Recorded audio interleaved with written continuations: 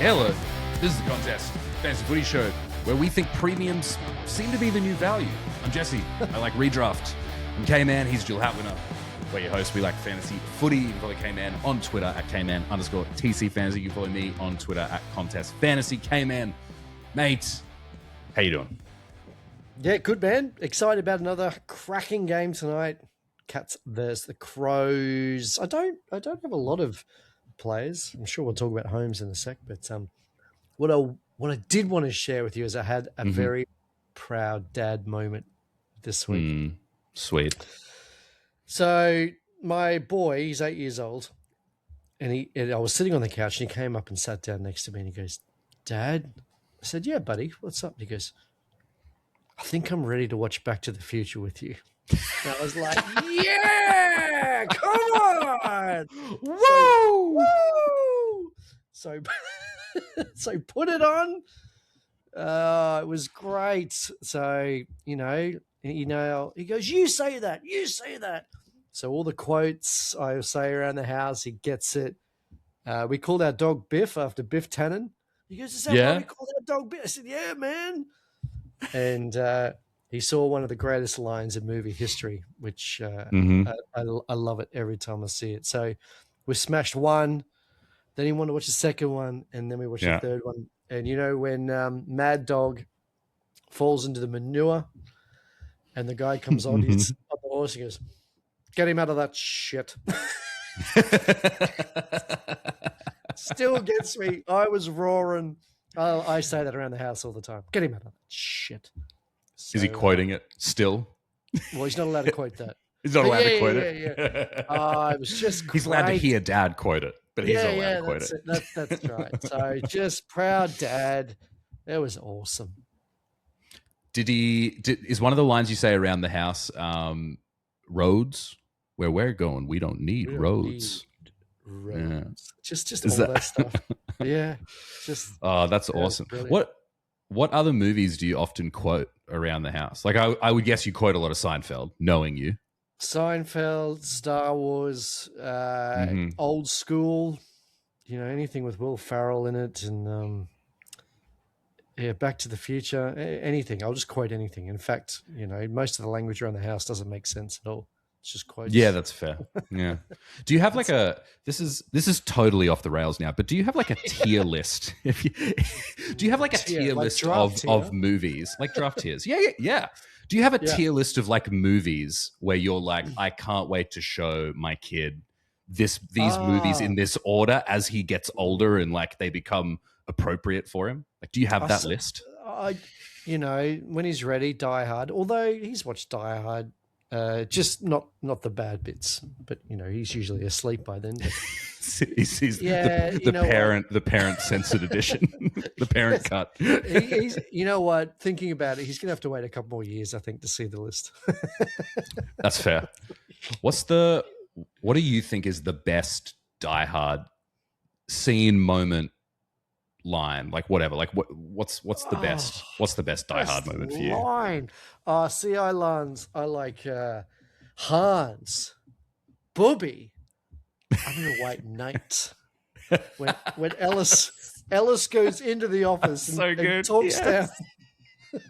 And Hans is in there. It's like, Ellis, come on, man. Oh, you knew from that moment that Ellis was not longed for this world. He's in big trouble. I love that. Can you imagine he storms into some terrorists? Hans, Bobby. Night. I love that. I love that movie.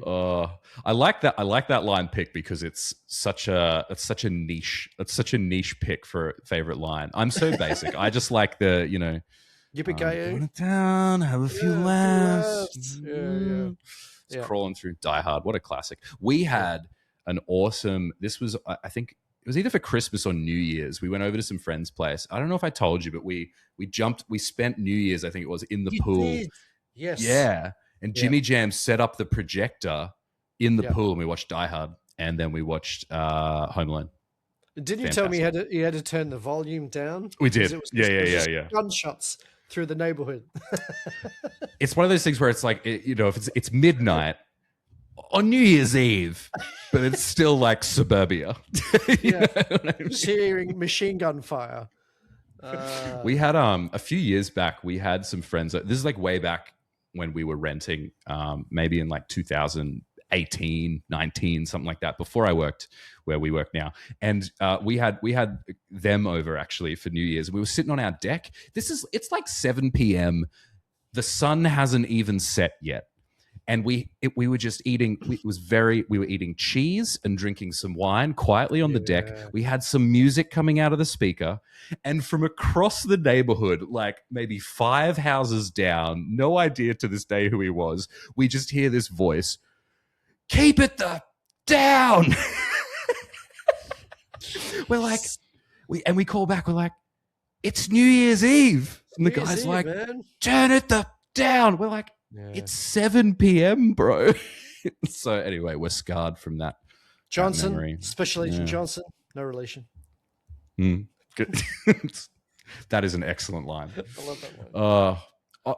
On a more serious note, footy. We got to talk about Zach Bailey.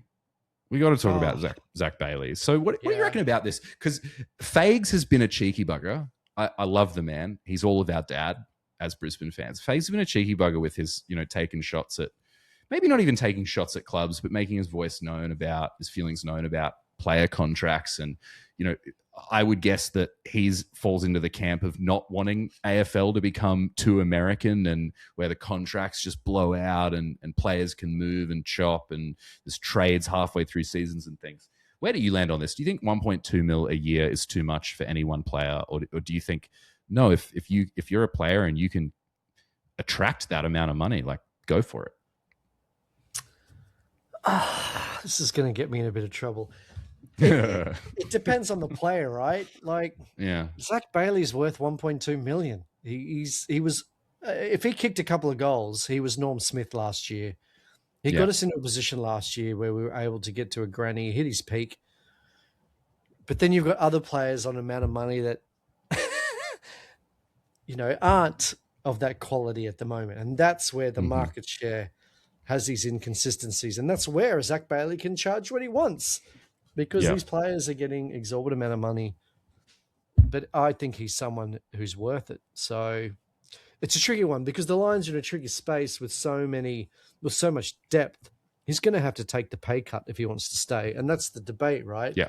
It's go for the money, set yourself up for life, start afresh after 2 premierships, or can you be part of something where it could be 3 premierships, 4 premierships, and be part of a dynasty, and that legacy will last football history, play with your mates, but you've got to take that pay cut to stay. Huey did it. I think Huey took like a sizable pay cut when he was offered some contracts in Victoria. So, and you probably, if Brisbane decided to pay it, I don't think they would, but let's say in a world where they did, I think that would disrupt the culture amongst the playing group as well. Because then you'd have guys like Huey who a year ago took a massive pay cut and they'd probably be like, well, if you were just going to pay Zach this 12 months from now, like, what am I doing here on not exactly pennies, but you know what I mean? It's a good point. They will have some aging players leave soon. So you'd imagine a Zorko and a Lachie Neale might enable those negotiations for those senior players. But I can see what you mean there. What would you do? So I was going to ask you the same thing. Bro, I'd take the money, man. It's all about the money. Well, if I'm Zach Bailey, I'm going, a $1.2 million a year deal's not coming around every year necessarily. Like, who knows what the market looks like next year? I'm not saying that there won't be players that get that money, but do clubs have that need at that point the following year or 2 years down the track? I kind of look at Zach Bailey and I'm like, well, you've got 2 premierships in the bag. That's pretty good. Now go secure your financial future, I suppose. At the same time, if he takes like $900,000 a year, that's still pretty solid. But look, I don't know. I'd like to think that I'd stay for the legacy, but I'd probably take the bag, to be honest. What about you? Would you stay? Would you stay as long as you could, or would you get out of there? Take the moolah. Stay as long as you could. That triggered something. I think I'd stay for at least a couple of years. I think he's part of something that could be, as I said, competition defining in terms of the history of the AFL. I think I'd want to be a part of that. I mean, what's a contract worth these days? You sign a 3-year deal in 2 years, it doesn't work out. Have you got the scope to be able to shop around? That's true. The Lions a trade deal. What did you just say? Stay if you can. What movie is that from? I think you know, but stay as long as you can. Stay as long as you can. Billy Madison. I'd like to go to high school, Billy. I got to bring this clip up. I got the clip. Oh, you got it. I got it. I got the clip. Roll the clip. Stay as long as you can. Oh, here we go. Oh, wait. Volume. There we go. Don't you say that. Don't you ever say that. Stay here. As long as you can. For the love of God. Gary. Jennifer, why don't you try reading out loud for a minute, okay? Shit. You? Yes. I just love the way the kids. I love the way the kid just keeps smiling through it. He's like, what is happening here? I'm going to show that to my boy. Maybe it's. Oh, you got to show. Yeah, there you go. Does that that's movie make quotable. the tier list? Like that Veronica Vaughn. That movie is quoted every day in our house. So it's fantastic. Stay as long as you can, Billy Madison. Okay, last question, and then I promise listeners we're going to get into it. Billy Madison or Happy Gilmore? Oh, see, I like Billy Madison. I love Billy Madison. Okay, I'm a Happy Gilmore man. Happy Gilmore is quotable, but I like Billy Madison. I do. I had Happy Gilmore on DVD. I just played it every week. Watched it every week. It's a comfort film. Let's find out the audience. What's better, Happy Gilmore or Billy Madison? Let us know. Love to have you on the show. Love to have you on the show. Yeah. Actually, yeah, that's right. Get all the stars on here. We'll put a poll up. Great show. Trade therapy show, as you would be used to. It's a massive one. It is a massive one this week. There is a bit of news, though, so we're going to go around the grounds. There's one particular injury. I mean, there's a few injuries, but there's one particular one that has thrown a massive spanner in both of our trade plans and maybe into the trade plans of you as well. And of course, we're going to... Can we do the other one first? Can we do the other one first? Can we do ranks and trades for the song? Yeah, let's do it. Let's do that. All right. Before we get stuck into it, if you dig the content, remember to chuck us a follow, 5-star rating on Spotify and Apple Podcasts, and like, share, and subscribe over on YouTube as well. Everyone's favorite song, 50 Points of Pellies to kick it off. Let's hear it for the banger. Marcus 66% CBAs, 80% time on ground, and yet you only scored 50-point and Pellies. Ranks and trades. Yes.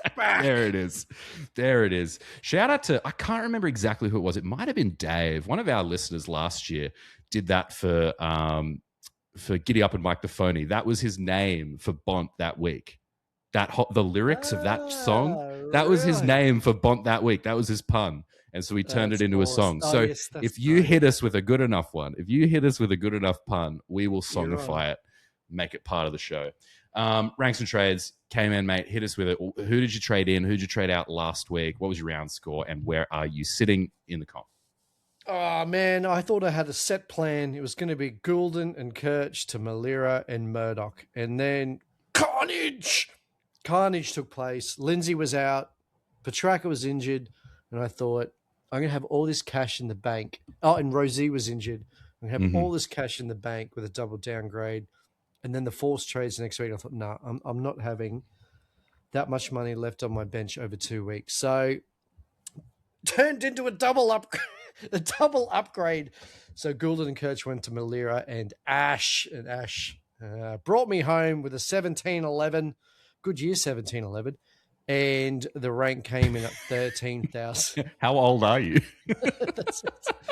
Rank sitting at 14,473. So sitting okay. Mate, sitting okay. I think that's outstanding considering the rest of the content creation community, including myself. 13,473. You should be very proud of that, I think. Well done. Yeah, round of applause. The foundations are there. Absolutely cheering, I reckon. How about you? Sorry, I was just.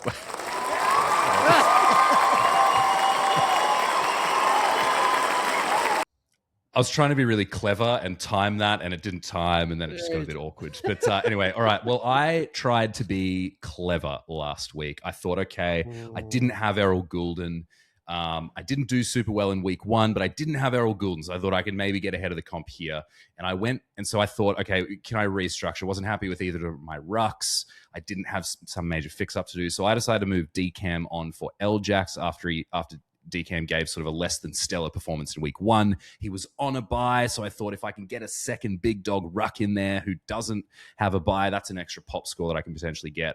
Of course, there was a concern that L-Jax was going up against Max Gorn, but we figured that because of that midfield role, he maybe wouldn't, it might even itself out. It didn't. It didn't even itself out, and it went poorly. But nonetheless, that's what I did. And I also took care of Ty Gallop to Braden Cook for a round score of 1673, which not ideal. And an overall rank, I did improve by 10,000. So I went from 58K to 48K. I knew you would. 1,066. I was hoping to get into the 30s, but that's okay. It is what it is. So that's where we're sitting, and I'm just going to be hunting value, I think. But we'll talk about that in trade therapy. Around the grounds, the big news, Todd Marshall. That was brutal footage of him hobbling out of the hospital after a scan, I think, wasn't it? Like, that ankle is not okay. Yeah, it wasn't great, and he was a huge cog in our trade plans for this week with the track news, a bit of money, and we thought we could utilize the cash generation, the value, the score of 80 to 90 with really, really good matchups, and to see him hobble. The teams have come through, my man, and he's officially out with Bergman and Rosie. So okay, that's changed things up a bit. So yeah, huge. We've also got, obviously everyone knows by now that best name in the cop, Milan, Murdoch, Rochelle, hamstring out, 2 to 3 weeks. Sorry. I guess his hamstring is out. Anyway, he's out for 2 to 3 weeks with that. I think we hold him. I think if you've got Milan in there, you just hold him. That cash gen will restart. But if you're in Kman's position, you've been given a bit of a get out of jail free card with this one, haven't you? Because great downgrade target later for you. He was going to be in this week, and I don't have him. And suddenly he's turned into an amazing downgrade target in about a month. And with that break even, he's just going to kickstart some from cash generation. So, yeah, hold 2 to 3 weeks. And for others who are kissed, what a great option in a couple of weeks' time. Cluggage out for another 3 weeks. Real life, that sucks. Does this open the door for a wash for a Will Ashcroft as a potential trade-in target? He's pretty fairly or highly priced, but given that lack of McCluggage in the middle, do you reckon this could actually set him up to give you a couple of pop scores over the next 4 weeks? Yeah, 2 things come to mind. Again, the Lions have got a pretty good run, so we're secured mid-time minutes, but it also means it's a less quality player that they have to shut down. So suddenly, rather than focusing on McCluggage, it's a shift to Dunkley, Neal, and Ashcroft. So it could go either way. But McCluggage, I was looking at for an upgrade target when he comes back. So the next 3 weeks probably shifted those plans slightly. That's a fair chunk of not playing footy. But yeah, Ashcroft is an interesting one. I'm not sure. I'm not sold just yet. Wash is one of those ones where it's like, I feel like he could be the next big thing in AFL fantasy, but there's just something about the way he plays that I don't like for consistency in AFL fantasy. And I feel like maybe once every 5 weeks, he could give you a 130. And then 3 of those other weeks, he'll give you about 100. And then he'll drop a 66 and an 80. That's just that. Yeah. That's the flaw that scares me. Yes, totally. 100%. The last thing you want is to spend that much money and then cop a 65. And you think, if he costs like 920K and he was priced at 95, I'd feel pretty good about it. But he's not. He's priced at like 105 or something like that. So I just think it's too tricky. And Nick Newman, last one, because this was a name we wanted to talk about. You've got some intel here? Yeah, just something come through that they're going to manage his minutes, and it doesn't look like he is named for this week. So whether he's going to spend time in the VFL, again, just that slow build. It's a long time out of footy. It really is. So I don't think he's going to be a smash pick when he comes in, and maybe someone that's going to have managed minutes, and we might need to temper our expectations when he is named to just see some weeks, I think. Yep, totally. He will be a very convenient target for us in a few weeks' time, though. I think whenever he does come back, I can see a lot of people kind of jumping on that to fill a hole in order to enable them to go up to someone bigger later. You want to talk about some of these trade options before we get into trade therapy? Yeah, I mean, I guess the biggest debate that has happened through the week is a lot of coaches have money left over from the double downgrade last week. And the concept of the first 5 rounds is about value, right? Let's bring in these underpriced players who are going to make money. And then as we progress to mid-season buys, we can upgrade them with a little bit of cash and then start bringing in our underpriced premiums to have completed teams. The problem is none of these mid-prices and these value options that we picked at the start of the year have worked. So your Blackiston, Windsors, Bergmans, they've all fallen short. So there's nothing to pivot to. Pivot! There is nothing to pivot to in terms of making this money. It's like a tick. Sorry. And even from an underpriced premium perspective, whether that's in the defensive line, in the midfield, or in the forwards, no one is standing out to give you confidence that if you pick these players, you're going to kickstart the cash generation and then be able to move towards completed teams. So the biggest debate this week is, well, we've had these forced trades, which are premiums. There's no value to bring in. So all the conversation is, well, you're going to have to go like for like. So if you're dropping a Rosie, then we're looking at Ash areas, Sinclair areas, Josh Daicos areas. For track, it's the Myers is probably one of the comparable trade options. Or if you have DPP, suddenly we're talking about bringing in a Nick Daicos at 1.2 odd million, priced at around 120. And we're expecting him to maintain these scores due to that magic number. So it goes against everything we've talked about for the past 2 years about this part of the season. And because our rookies are doing so well, these are our options at the moment. And it's divided our conversations about what our trades are going to be this week. Do we stick to process? But what is the value that we can bring in to maintain our team value and progress to mid-season buys? So I guess the first discussion point, it's huge. Nick Daicos, off his bye, he's been M1 of the competition.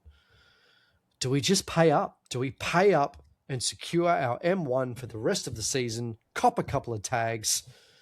He's not going to have value. But at this point in the season, who is? I think it's I see both sides of this, and this is where I tend to. I just want someone to answer it for me. You know what I mean? But you know, I have a microphone. I'm meant to be able to be part of that answer. I see both sides. I think back to last year when I didn't start Jordan Dawson at the beginning of the year, and I know it's not a like-for-like situation, but it was that thing where, well, I didn't start him. I had an opportunity to get him in early. Same with Wanganeen Millerer. I had an opportunity to get both of those guys in early, and I didn't. And I opted to go for the more, you know, traditional value route. And I felt all year that bit me. Now, it's possible that had I traded them in, then maybe actually I would have been bitten in a different way later in the year. Yeah. I don't know. But it felt like every time Jordan Dawson popped to 130, my week was done, was stuffed, unless I really nailed a unique captain, which I didn't really do very often. So that's one side of it. So I see value in that capacity. It's the same way we were talking about how Sheasel was just so much further ahead of all the other forwards. That was his value, and that's why we started in preseason. And you can't look back and imagine if you didn't start Sheasel now, you'd be stuffed, especially with Petrarca out. Yeah.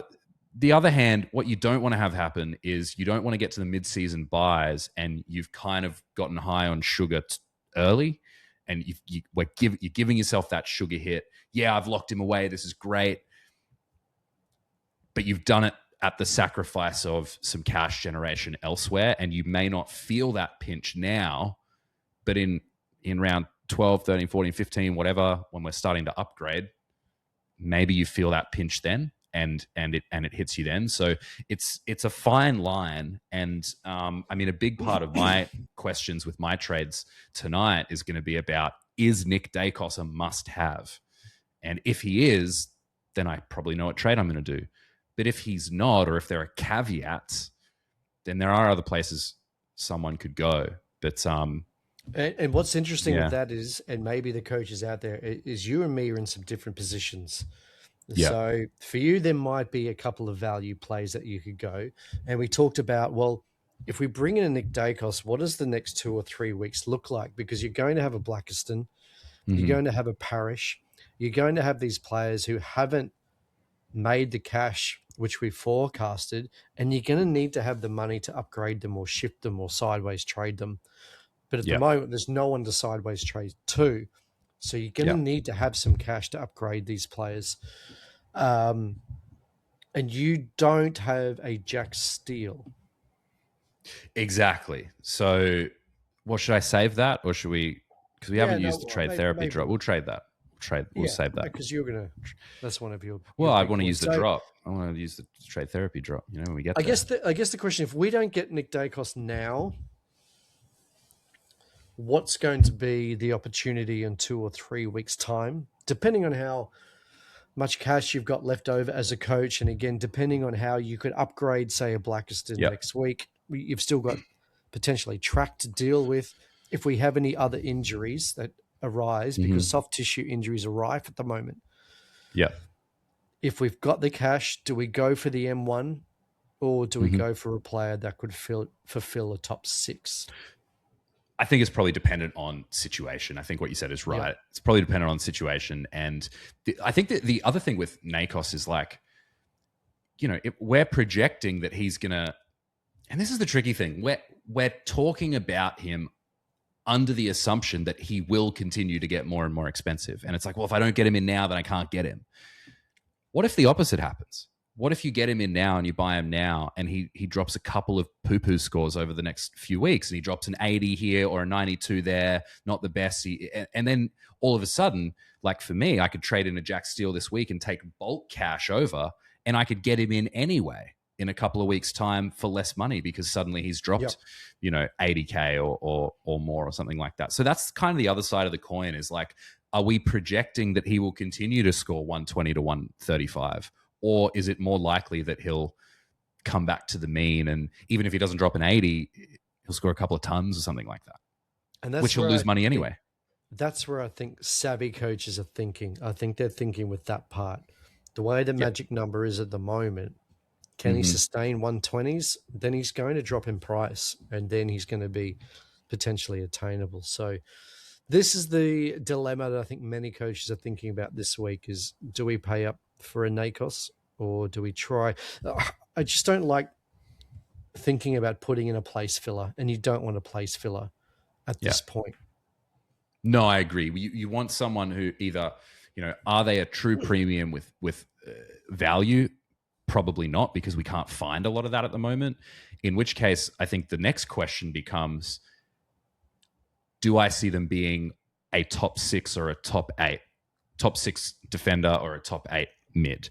And I don't think it matters where in that top they are. So that leads me to just to skip a dot point for a second, like a Daicos, we talked about him as an option. I know there's some other talking points you want to get with him here too, but like, I have a feeling that Daicos could be like that D4 to D6 this year. Yep. And if that eventuates, then he is a perfectly fine trade-in option this week, because if he does that, then, well, you're keeping him as well.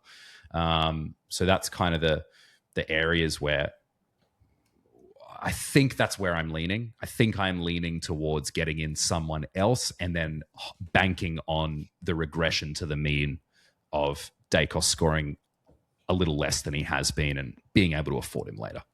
Yeah, definitely makes sense. Daicos is in my trade plans at the moment, but I don't like it. I really don't like it. And I do have capacity to use DPP and focus on the defensive line because there might be some players that are slightly under that price. We might as well just go to it, right? So a Dayne Zorko with one of the most amazing runs for defensive players through transition plus sixes and how they can score build. 37 years old, but we're talking a player who could potentially, with this run, average 115 to 120. Yep. The concern is the soft tissue injuries that have occurred. We have a 37-year-old. Is it someone you want to take a punt on, even though for the last 18 months he's been relatively fit? He's worked out his body. He's worked out his recovery. But they're actually my two choices this week, and I think a Dayne Zorko could actually hit those areas for at least a month or further. What's he priced at, Dayne Zorko? Do you know? I think he is 113. 113, but he's got an average at the moment of about 130. Sure. He's got an average of 130. Yeah, Nick Daicos, average of 130. Also priced about 113, 115, something like that. So here's the tricky part. I see them as one and the same. It's the same. I think you got to ask the same questions about these guys. And again, it's going to be team dependent. Is like, I think if you're in my situation, if the logic applies to Daicos, then the logic applies to Zorko, I think. But if you're in a different situation, then perhaps it is an opportunity to go for those guys. It's interesting. I felt a week ahead of the competition when Goulden went down, but now because of these forced trades, I feel actually behind the competition because I don't have the benefit of the extra cash that a lot of other coaches have. And I know that's a strange way to think, but there's a part of me that goes, well, if you manage to trade well enough to get through last week relatively unscathed, if you had Goulden, then you've still got a little bit of extra buffer, and that's what is allowing a lot of coaches to get up to these names. So I think if I was in that Goulden camp, I'd probably be much more bullish on going one of those two guys. You had an interesting point about Daicos, about Josh Daicos, because I was really bullish on him, and I still am, I think. But you put a poll out on Twitter. How'd it go? Do you want to? Oh, there we go. Do you want to take us through that? Oh, it's a very interesting result. Yeah, so Dylan Moore and Jeremy Howe have been added, and I was just thinking about, well, the Daicos role was midfield minutes, back pocket minutes, and kick-ins. What a great fantasy role in terms of scoring. Mm-hmm. The issue is Dylan Moore and especially Howe do take the kick-ins. Yep. And I'm thinking structurally, if there's a kick-in, what are going to be your targets coming out of goal square? And the last thing you want is to be hitting a Jeremy Howe or hitting a Moore. So I'm thinking from a coaching perspective, you would use one of those two to take the kick-ins, and then your outlet is to a Daicos. Your outlet is to a Houston to be able to quick start and kickstart that transition. So if he's going to take 5 kick-ins away from a Josh Daicos, 15 points, then potentially he might be unders for the next couple of weeks. So the poll was really simple. What impact are they going to have on Daicos' scoring? 32% said no impact, I'm still in. 29% more midfield time, which could be a knock-on effect where we do see more midfield now that the back six is shored up. Decrease in kick-ins, 26%. So I guess the fantasy community is divided in terms of what impact this is going to have on a Daicos. I would just be kicking myself, and this is just me personally, if I brought him in, he comes out with a 90, doesn't get the kick-ins, and I go, I saw this coming. Yep. Why did I still pick him, knowing that in the back six, his kick-ins could potentially be taken away? So what's the Collingwood matchup this week again? GWS. What are the chances he puts up a monster, even in an ideal role? What are the chances Daicos puts up a monster score against GWS this week? Yeah. I mean, he could just be status quo over the last 3 rounds. Absolutely. And Nick Daicos is... That wasn't my point. Sorry, that wasn't my point. What I was getting at was like, you could probably...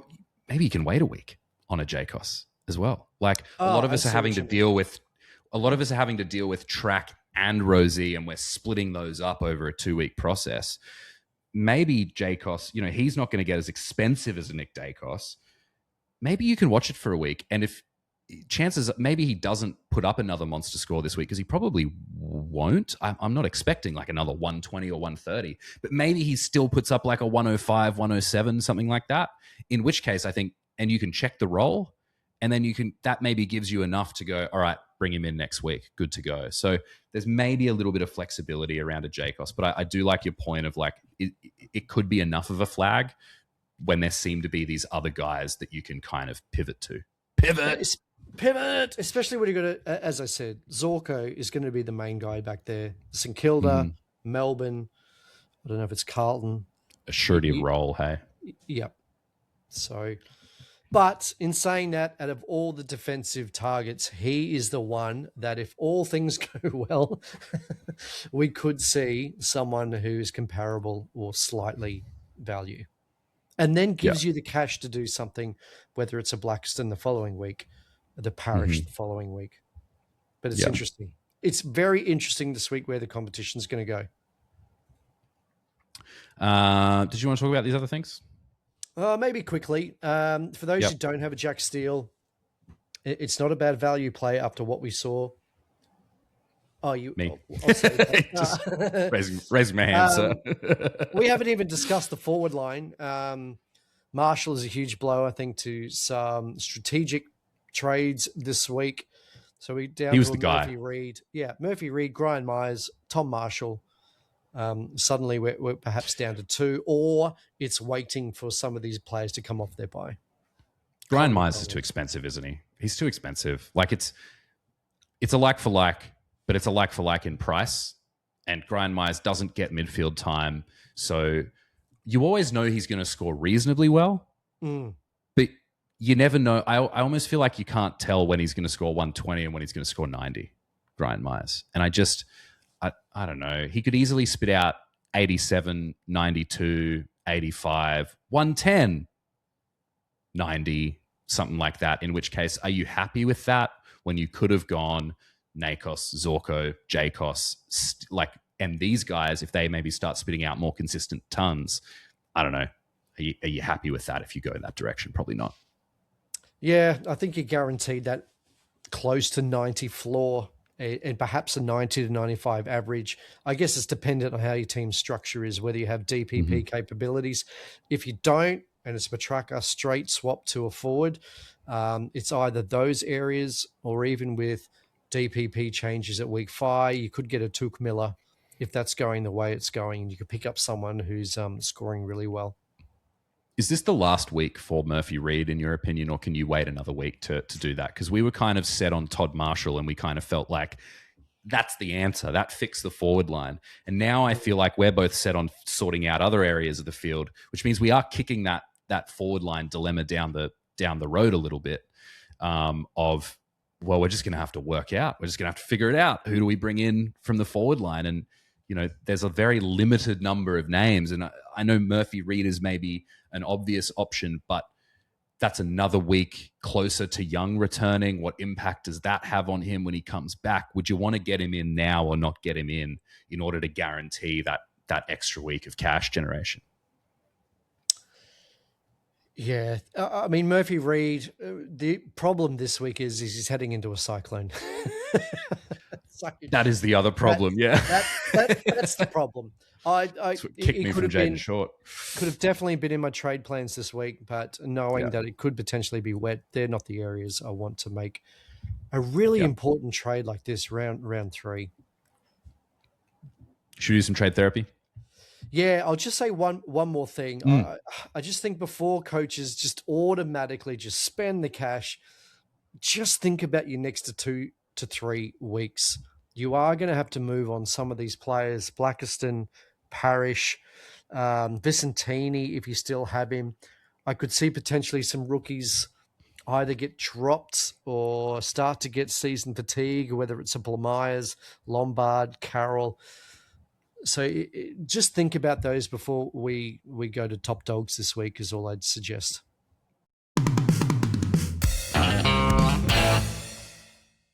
And we're back. I just literally gave the camera a wave. I wish I didn't do that. And we're back. We just took a pause to check the team release, and there's some interesting names and some less interesting names. So Kman's going to introduce the games, and I'm going to take you through the key names. That rhymed for you. What's the first game up, mate? Well, first game's tonight, Cats Crows. No, I mean, they were announced yesterday, but I guess just the Rory Laird, Jordan Dawson. So for those who are thinking about a Max Holmes, I think they could be going gangbusters against a depleted Adelaide Crows. Close tonight.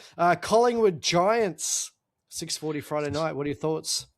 We got a couple of interesting names for GWS. We got Leakey and we got Hannaford have both been named, and we both agree that Oliver Hannaford is a name to watch. James Leake could be interesting too. He's been on some people's fantasy radars over the last couple of years, but Oliver Hannaford could really be a guy, and this could be another potential downgrade target for people as well.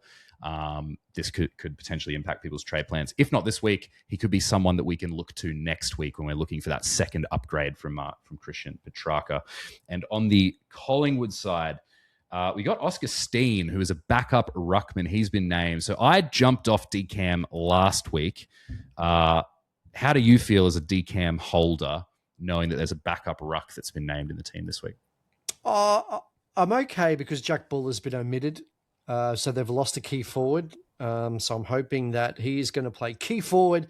And then when Darcy Cameron has a bit of a spell, he will chop out. So I think that's okay. Should be all right. Harry Ralston's been omitted, poor guy, after he was going to be a value pick at the start of the year. Geez, that's another bullet dodge, isn't it? At 11:35 a.m., St Kilda versus the Lions. That's a crazy time. Does yours say AM? Mine says PM. No, it's 11:35 a.m. So we get that's this before wild. Midday due to obviously daylight savings. So that's crazy, and I'm sure the Lions are going to add some depth back into their side. What are those key names, my man? Mine says 12:35 p.m. Yeah, that's Victorian time. That's 11:35. It's not a bright guy right here. The key names for that one: No Zizi. Those who don't do numbers don't teach maths. My dumbness explains my confusion to all the listeners. No ZZ in the Brisbane VC game. ZZ Top is gone. So if you were interested in him, or if you were trying to trade him in, or if you were hoping that he was going to be someone that you could rely on as your, if you're a McAndrew R2 person and you're looking for some cash off of Dante Vicentini, although, spoiler alert, Dante Vicentini has been named again for Port Adelaide. Nothing else major in this game. I would just say that Brisbane is close to full strength again. Obviously, Hugh McCluggage out for another few weeks, but we've got Zach Bailey back. We've got Darcy Gardner back. We've got Logan Morris back. That's some huge ins, which is good against a Saints team that looks pretty solid. Dan Arnable, we forgot to talk about, has been injured, and he's going to be out for a while, I think, getting shoulder surgery, so that's a shame. And James Tunstall's been omitted. But yeah, it's really ZZ's the big fantasy name. That's a shame. Nothing in the next game, hey. Nothing really to talk about in Freo and Richmond other than the fact that it's going to be a cyclonic game. Yeah, nothing major. Some depth taken away in terms of experience. So Tom Lynch, Nathan Broad injured. So just more youngsters having to fill the void. Whether that impacts a Jaden Short, having Nathan Broad out could be another tick, but we are understanding that there's going to be some inclement weather. Essendon versus North Melbourne, 6:35 on Saturday. Marvel, we have a debutant and someone that I'm very keen to have a watch. Jacob Farrell's finally been named. He was obviously a guy who was a mainstay in our team's preseason for a long time in the lead up before there were some shaky reports, but he's being named. So this is another guy in addition to Leak and Hannaford that we can watch for as a potential downgrade target. You could trade into him this week as well, but I suppose with a Watkins sitting there with a negative 29 break even, you're probably not going to go there yet. On the other side of things, named for North.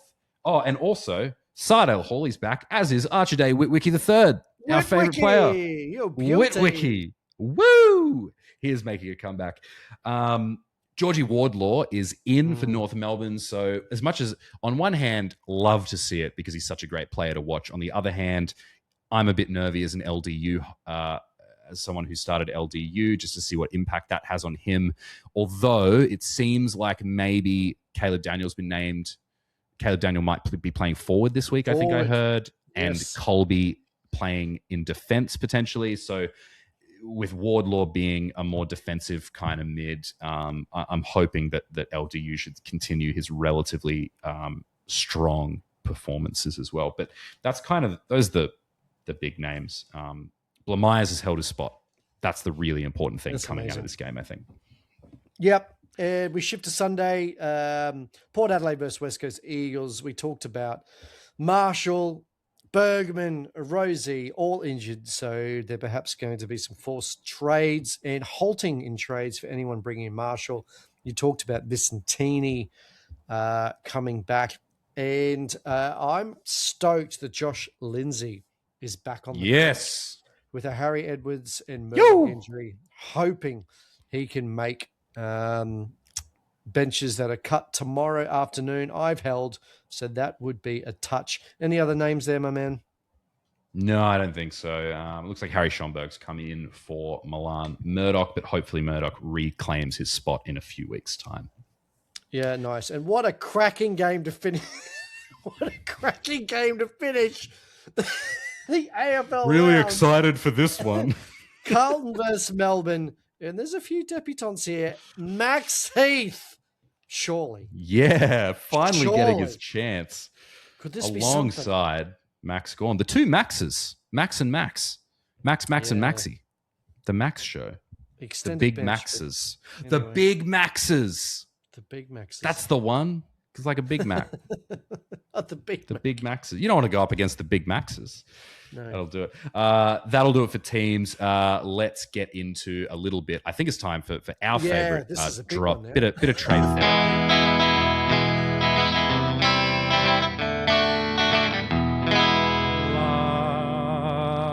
Marty!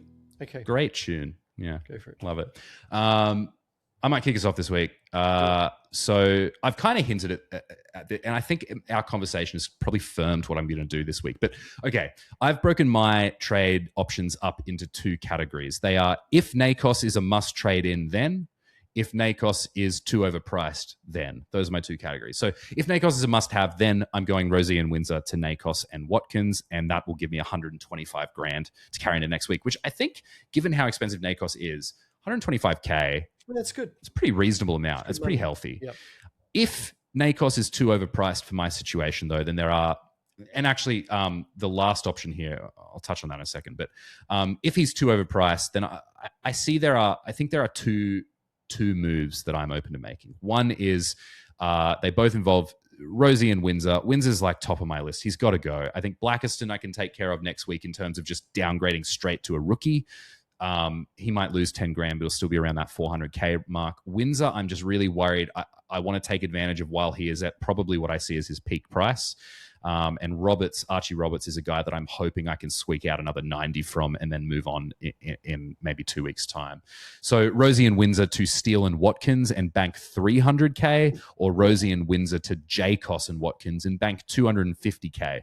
So both, I think, are really good options. Steele is the way I'm leaning, but it's not the exciting one. I'm not excited by a Steele. I'm like, oh, that's so boring. It's not making my team any more exciting or different. It's just catching up to everyone else, but maybe that's exactly why I need to do it.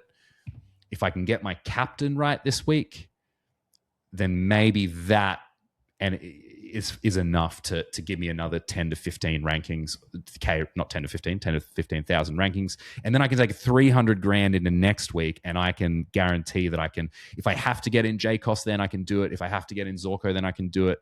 That should give me some flexibility to move off, say, a Parish and a Blackiston and take care of two of those problems in one. Or obviously I got Petrarca. That's probably what I'll do. Petrarca and Blackiston, and I should have freedom to do whatever I want. But Daicos and Watkins, similar thing, about 50 grand less to play with next week. But that's still pretty healthy, taking 250K into next week. What do you think of those options there? 50-50. It's a 50-50. I mean, Steele showed last week what he's capable of, but we talked pre-recording. He's still a guy, and we saw in round 1 that he could drop an 80 or 90. Mm-hmm. I talked about my concerns with Daicos, and at the moment, they're assumptions. They're assumptions based on kick-in, drop-in kick-ins. See, what it might do is add +6s to Daicos. He's going to sneak up in back pocket and take those kick-ins, actually be on the receiving end, and then kickstart transition. I do like you got 300K to do something over the next 2 to 3 weeks. Yeah. I think that's huge. And he's talked about the two players that could go in one set of trades. It's probably a steal to Watkins for mine in terms of what it sets up. But you trust your gut and you go with what you think is more sexy. And I think I know what you think it's going to be. Look, I honestly don't know. The beauty of this is I can wait another day and really think about it. I actually haven't tested this. I could do homes, but I think it's too close to bounce for me to do that, and I'll stress myself out. So yeah, that's where I'm leaning. How are you feeling, mate? What are you doing this week now with no? You're not going to go with the third one? I think I'm off it. So the other option was Rosie and Windsor to Zorko and Watkins and bank 175K. Again, I see that as a like for like with the Daicos option. I think either you go Daicos, you go Zorko, you're going all the way to the top. You're kind of saying hell to it with value. I think if I already had Jack Steele in my team, then maybe that becomes more of a realistic option. But I do worry that like not having Jack Steele last week killed me. When he scored a 138 and LDU scored 97, even though he looked like he was going to score 130, like that killed me. Ironically, the week before, it kept me afloat. It could have been even worse if I'd had Jack Steele. So it's tricky. I'm going to think about it and ponder. I think I'm the opposite with Daicos in that I know you say you'd be kicking yourself if you traded him in and then it didn't work out. Whereas I'm like, there are a few guys who I was going to have in my team or what, you know, and then haven't. And I feel like I'd equally be kicking myself if I didn't trade him in and he went 110. You know what I mean? So anyway, it's tricky. What are you looking at? That's a tricky one. My plans have been foiled. I was going to go Rosie and Windsor to Marshall and either Daicos or Zorko. That was really going to give me some flexibility because then I could turn Petrarca into anything. It could have been a midfielder, it could have been a defender, it could have been a forward, and then I could have Marshall, you know, sitting on my bench just making cash. So that was the play I was excited about. Due to the Marshall injury, I've got Rosie and Windsor to Watkins and, again, Daicos or Zorko. The problem is now Petrarca has to go to a forward next week. So it's really capped my flexibility. But it's either going to be the midfield or defensive line, and I've just got to make that decision on which way I think is going to be best to set me up over the next 3 weeks. Yeah, totally. So we're both kind of in there, I think, with 50-50 calls, and it's just going to be that you just got to make a decision and hope it's the right one. We'll figure it out. All right. Should we get on to some listener situations? Let's go listener issues. Did I give you enough therapy there? I feel like I dropped the ball a little bit. I wasn't a very good therapist just then. But I don't really have anything else that I want to go to. I mean, something, I don't know why, 37-year-old Zorko. I've talked about my Daicos concerns. Yep. Nick Daicos. If I'm looking at those areas, then if I set my M1 up for the next year, I can lock that away and then start working around that. All right, listener questions at Brisbane Fantasy on Twitter asks, Rosie is locked to one of Daicos, Holmes, or Caldwell. If you go Holmes, sorry about that, man. This won't drop until tomorrow. I hold Petrarca? And yeah, I think Holmes is a really good option. Hey, this week. I just don't want to rush it. I mean, that game starts in 20 minutes, and it's purely because I don't want to rush this trade on a Thursday night. But I love his opportunity tonight in depleted Crows midfield. Could be really, really fun. Anyway, so Rosie locked to one of Daicos, Holmes, Caldwell. Do I hold track and trade Blackiston to Todd Marshall? Well, you're not going to trade him to Todd Marshall anymore. Now. Sorry, mate. Next 3 weeks and hold a spot on field. So no is the answer there. Or is it too late for Marshall? No, it wasn't, but it is now. Only about Brisbane Fantasy. I'm sorry, mate. It feels like this question maybe is a little bit outdated. So let's just stick to the first one. Do you have a preference, Kman, if you could order Daicos, Holmes, Caldwell in order of favourite to least favourite? Out of those three, I'd go Holmes, Daicos, Caldwell. Holmes, Daicos, Caldwell. I think I'm the same. Holmes offers a little bit more value than Daicos and Caldwell. I just don't want anything to do with Essendon. I don't care who it is. No. Just don't want him in my team at the moment. James says SOS overall rank 50,000. Bullets, Rosie, Track, Dawson, Marshall, and Murdoch. That is brutal. Sorry for you. Sorry, James. Think I have to hold Dawson and don't like any forwards, so Track probably stays as well. I'm thinking Rosie to Houston and Parrish. Rosie to Houston, Tick, and Parrish to Daicos, or Windsor to Holmes, or Windsor to Zorko. Appreciate your thoughts. Well, definitely Rosie to Houston. I think you got to get Houston in. He's like that number one target for sure. 100% lock. Do that. Do you prefer Parrish to Daicos, or do you prefer Windsor to Holmes or Windsor to Zorko? I'd go Windsor to Zorko. Windsor to Zorko. Yep.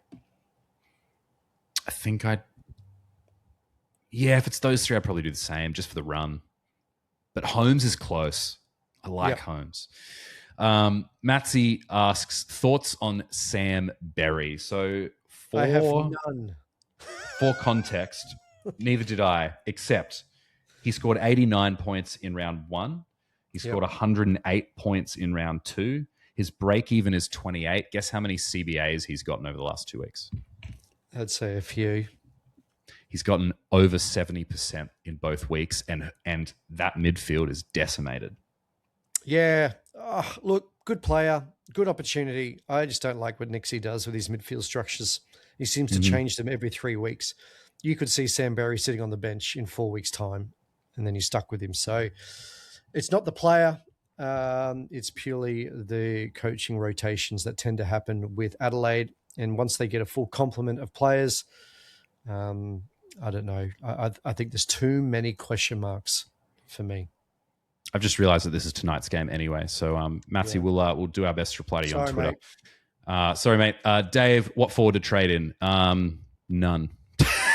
It was Todd Marshall. I guess Murphy Reed you can look at. We mentioned Jack Ross, but I don't think you can go there. Not enough value. You could go Myers if you want to go all the way to the top, but I think if you're going to go all the way to the top in the forward line, you're better off going all the way to the top in Daicos or Zorko in the back line. So for me, I almost feel like Murphy Reed is like your only option, but if you can wait on Rankin and see what he does, like maybe you could even launch into Rankin because of the midfield situation. Maybe just launch into Rankin and see how you go. I'm assuming you've already got Rochelle. If you don't, then he's absolutely a trade-in option. That's probably where I'd be going. So do you reckon Rankin, Rochelle, and Reed are probably the names to look at if you have to go a forward? If it's a have to, oh boy. So your forward line is a line that I think we can wait a week and hide behind best 18. If you've got enough 18, I think we can get away with it this week. But if you have to, it's a tough one. You got Reed in a Cyclone, Rankin after one game, but then you got some players coming off their bye, like a CMAC next week. Marshall is injured. I'd go Myers. If you have to pick a forward, I'd go Brian Myers this week. Okay. West Coast Eagles Duffman fan. Love that. Love that name. West Coast Eagles Duffman fan asks, boys, stuck in the same dilemma as everyone else. Pick one of Daicos, Whitfield, or Watkins plus banked cash. So does he go Daicos? Does he go Whitfield? Or does he go bulk cash by getting Watkins in? We've been given no other context. So one. I need to know what pick 2 is, because I would go with the balance of a value pick and a primo. That would be my suggestion. So if Watkins gives you the cash and then on the other end you can bring in one of these primos, I would say that's my play. If it's 2 primos, no, I'd go with Watkins and a primo. That would be my suggestion. The balance between value and bringing in the points. Yeah, you've got to have a balance. So my assumption with this question is going to be that on the other side, you're already bringing in some kind of cash generating option. Then and you're avoiding it. I'd probably say Daicos would be my number one there, but it's just dependent on the situation. Hope we helped. Over on YouTube, I'm not sure at adbpa87. Over on YouTube. Great podcast again, lads. Thank you very much. I'm looking sideways Rosie to a Daicos, Holmes, or Caldwell currently, and then looking to stop the bleeding on Windsor to Todd Marshall. So again, can't do the Windsor to Todd Marshall. We've already ranked, so probably Daicos, Holmes, Caldwell, or Holmes, Daicos, Caldwell is probably the order there. This allows me to grab another midfield next week for track and either ex-Lindsay or Blackiston for a Newman. Newman's an interesting one because obviously you're not going to go there this week if he's managed. And then you're probably not going to go there next week, even if he's not managed, because you want to see what he looks like with full minutes first. Yeah. So that would be my one thing is one of the options I was looking at this week was a Daicos trade that would force me to rely on a Newman trade next week. Can't do that. It's just too risky. It's too fraught. So probably don't do anything that relies on a Newman next week. I think what he could do is maybe see what McKercher does this week. If Caleb Daniels going forward and McKercher, who's building up his minutes time, goes straight to half back and we see an 80 to 90, then maybe that could be the Newman replacement if he has to make that trade next week. Yeah. And last one, at Jesse T3T9Y, great name. Love to have you on the show. How do you think Zorko ranks to Jaden Short or Daicos as a primo defender option to bring in this week? I'll throw to you first. Yeah, he's number one out of those three for mine. Yep. For me, I got a gut feel about Daicos. So I probably go Daicos. Yeah, I go Daicos, Zorko, Short. I was this close to Short before the cyclone stuff, and then I just thought I don't want to mess around with that weather and a halfback and someone who distributes the ball. But I really like Short. I think he could be really good. I know it's a couple of massive scores. I'm sure he'll have some lower scores later. It's Richmond, but he looks good. He looks good. Okay, this has turned into a really long episode, but really a really good one, episode. I think. It's been good chat. It's been a good chat. So let's quickly roll. Oh, lovely. And then we got to watch the game. I got to edit this somehow before the game. Yeah. Captains and vice captains, Kman. Well, actually, thank you everybody for sending your questions. Keep an eye on Twitter. Give us your questions every week, and we will do our best to answer them. We are sorry about the awkward Thursday night game that we probably can't answer questions on super easily. Who's your VC and you see this week, mate? Straight bat, Shees into Butters. I think it's pretty easy this week. Love it. I was considering L-Jacks into Shees or L-Jacks into Butters, only because I think it's a prime matchup for L-Jacks. However, that was until the cyclone. So I think I might just play a straight bat, Shees into Butters. But I think L-Jacks could have been a really good VC option this week. He still could be if there's going to be plenty of tackles. He still could be. I don't know. No, I just need two sure things this week. I need two sure things. I need two cracks because I accidentally last week. It's the same situation. We're always recording this right up until, and then I forgot to move the VC off of Grundy, and that was my VC. All right, I think we're done. We done? That it? Yeah, let's go watch some footy. It's been a long one, but I like it. Let's go watch some footy. Everyone, you can follow Kman on Twitter at Kman_TC Fantasy. You can follow me on Twitter at Contest Fantasy. We will hit you with our next episode on Tuesday, where we unpack the round that was. We go over the trade block, talk about all the players you need to get rid of and all the players you need to target for those trades. It's a very exciting episode every week. Until then, enjoy the footy. Enjoy a pizza. See you later.